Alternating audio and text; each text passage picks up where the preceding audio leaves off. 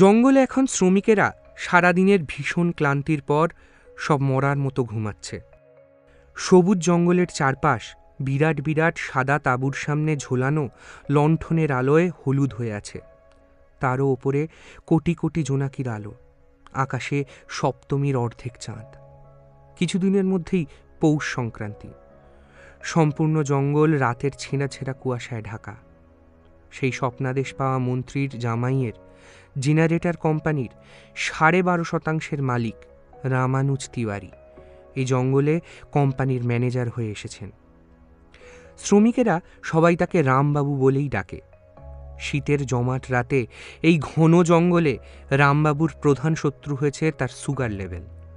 14 বার তাকে বাথরুম করতে তাঁবুর বাইরে বেরোতে হয়। সবাই তাঁবুর এক কোনায় চুপি চুপি কাচ মিটিয়ে নিলেও রামবাবুর কড়া নির্দেশ আছে, সবাই যেন এই থাকার জায়গা ছাড়িয়ে কিছুটা দূরে অস্থায়ীভাবে তৈরি বাথরুম আর স্নানের জায়গাতেই তাদের প্রাত্যহিক প্রাকৃতিক কাজগুলো গিয়ে সেরে আসে। তিনি তার তাঁবুর ভিতর গণেশজির ফটো লাগিয়েছেন। নিয়মিত তার সামনে তিনি দুবেলা ধূপ ধুনো দেখান। সকালে তার ভগবানকে ডাকার তোড়ে আশেপাশের তাঁবুর শ্রমিকদের ঘুম ভেঙে যায়।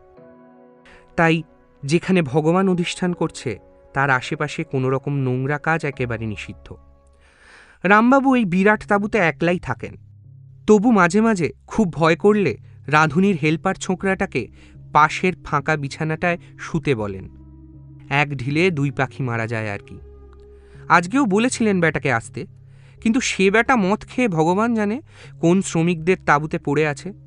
ভালোই উপরই কামানো শুরু করেছে হারামিটা। রামবাবু মনে মনে খানকতক কাঁচা কাঁচা খিস্তি মারলেন শুয়ে শুয়ে। তারপর চারিদিক হাতড়ে হাতড়েও টর্চটা খুঁজে পেলেন না। রাতের বেলায় জেনারেটরের আওয়াজে সবার ঘুমের অসুবিধা হয় বলে খাওয়া দাওয়ার পর তা বন্ধ করে দেওয়া হয়। ফলে রাতের বেলা টর্চ, চার্জার লাইট, ফোনের আলো আর হ্যারিকেনই ভরসা।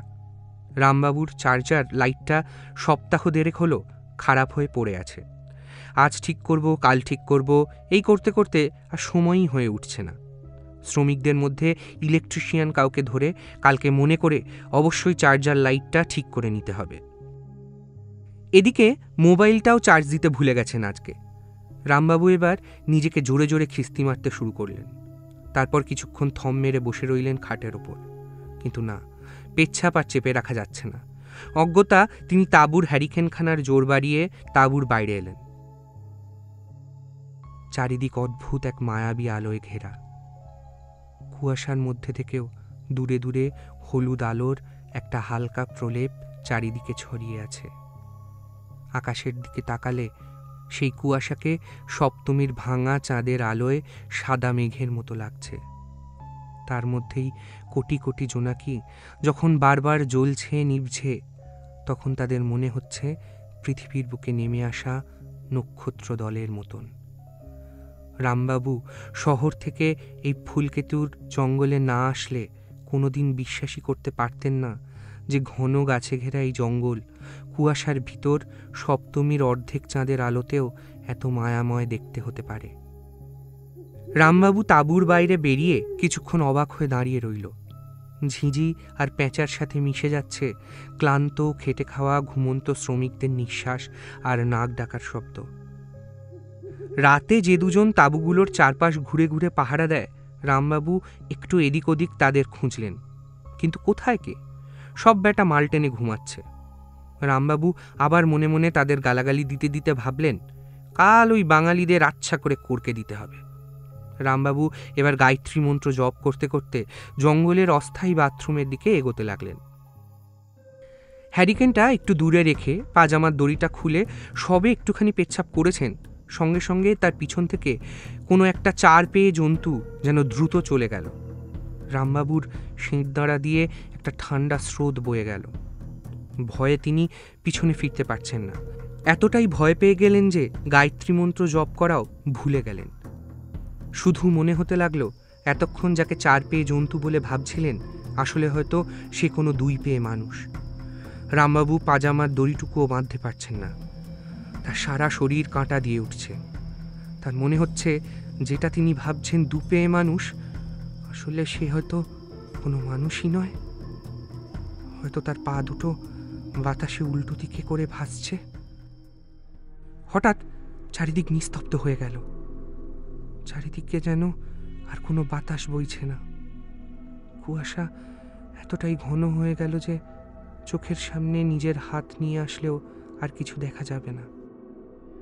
রামবাবু খুব চেষ্টা করলেন যদি ঝিঝির রাগটুকু অন্তত শোনা যায়, কিন্তু চতুর্দিক মনে হচ্ছে কারুর আগমনে প্রাণহীন হয়ে পড়েছে।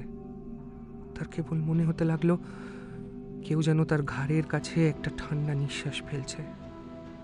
সে অনেক কষ্টে পাজামাটাকে দু হাতে ধরে খুব ধীরে ধীরে পিছনের দিকে ফিরলেন। ঘন কুয়াশায় আর কিচ্ছু দেখা যাচ্ছে না।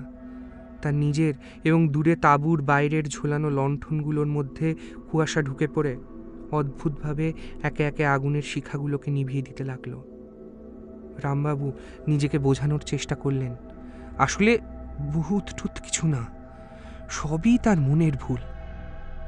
সে পাজামার দড়িটা কষে বাঁধল, তারপর সামনের দিকে এগিয়ে যেতে লাগলো।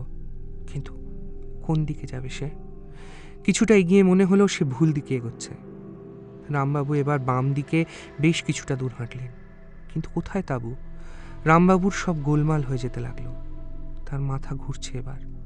রামবাবু আবার পিছন দিকে হেঁটে অস্থায়ী বাথরুমের জায়গাটায় ফিরে যেতে চাইলেন, কিন্তু লাভ কিছু হলো না। রামবাবু এক অদ্ভুত ভুলভুলাইয়ার মধ্যে পড়লেন। বারবার একই জায়গার মধ্যে গোল গোল ঘুরতে লাগলেন। চিৎকার করারও সাহস হলো না। মনে হলো যেন তার ডাকে কোম্পানির লোকজনের বদলে যদি কোনো হিংস্র জানোয়ার চলে আসে। দরদর করে ঘামছেন রামবাবু। ইচ্ছে করছে গায়ের সব গরম জামা, সোয়েটার, চাদর, মাফলার সব কিছু গায়ের থেকে খুলে ফেলতে। হঠাৎই একটু দূরে টর্চের আলোর মতো কিছু একটা দেখলেন মনে হলো। রামবাবু পরিমরি করে সেই দিকে হনহন করে এগোতে লাগলেন। একটা চাপা গোঙানি আর ধস্তাধস্তির আওয়াজও ভেসে আসতে লাগলো। ধীরে ধীরে কুয়াশা সরে গিয়ে চারিদিক পরিষ্কার হয়ে আসছে। হঠাৎই গায়ে একটা কিছু লেগে রামবাবু সামনে মুখ থুবড়ে পড়লেন। তারপর চারিদিক হাতড়ে উঠতে গিয়ে হাতের কাছে টর্চের মতো যেন কিছু ঠেকল। রামবাবু তাড়াতাড়ি সেই টর্চখানা হাতে নিয়ে জ্বালাতেই আটকে উঠলেন। তার চোখের সামনে হাত পা বাঁধা অবস্থায় দেখলেন এক শ্রমিক পড়ে আছে। তার মাথা দিয়ে গল গল করে রক্ত পড়ছে। সে যন্ত্রণায় আধা অচৈতন্য অবস্থায় ছটপট করছে। রামবাবু বুঝতে পারল আজ যে দুইজনের গার্ড দেওয়ার কথা ছিল এ হলো তাদেরই একজন। রামবাবু ঠিক করে উঠতে পারলেন না তার কি করা উচিত, কারণ তখনই তার চোখের সামনে দিয়ে আরেকজন কর্মচারী যেও গার্ড দিচ্ছিল তাকে নিয়ে মুখে গামছা জড়ানো কিছু লোক পলকের মধ্যে অন্ধকারের ভিতর মিলিয়ে গেল। রামবাবু এতক্ষণে চিৎকার করে উঠলেন, কিন্তু ততক্ষণে অনেক দেরি হয়ে গেছে।